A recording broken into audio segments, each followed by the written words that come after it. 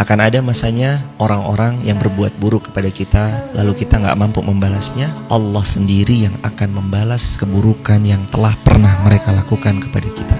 Dan balasan Allah itu surprise luar biasa, pedihnya bukan main. Maka jangan kotori tangan kita untuk membalas perkataan keji mereka. Pakai tangan untuk zikir kepada Allah, pakai tangan untuk berderma, pakai tangan untuk membantu sesama. Mereka yang zalim kepada kita, itu biar Allah yang mengurusnya.